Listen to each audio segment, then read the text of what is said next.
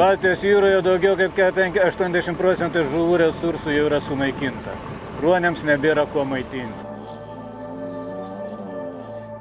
Šiandien mes išleidžiam 9 ruoniukus, kuriuos jūra išmetė kovo viduryje. Pirmas ruoniukas buvo kovo 22 dieną. Mažyliai buvo labai išsekę, svėrė tik 13-12 kg.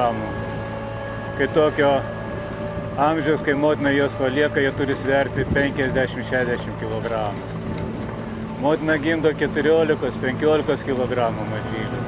Tai matot, kai jau išmeta juos tik 13, tai jie būna jau faktiškai jau prie mirties, jau merdini.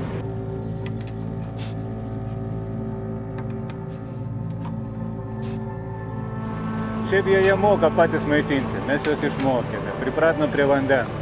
Bet jiems dar reikia priprasti prie jūros, nes jūra juos juk išmetė į krantą jau daužydama, juos faktiškai jau merdinčius.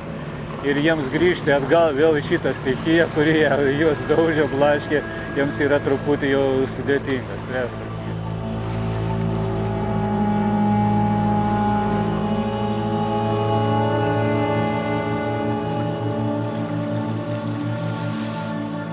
Nes tai, ką mes vadiname klimato kaita, ar ne, gamtos pokyčiais, ekologija, labai veikia būtent ruoniukų atsiradimą pakrantėje. Tada būdavo per pavasarį 1 ruonis, 2 ruoniai, 3 ruoniai. Tačiau nuo kokių 2005 metų jų pradėjo tiesiog daugėti kartais 8.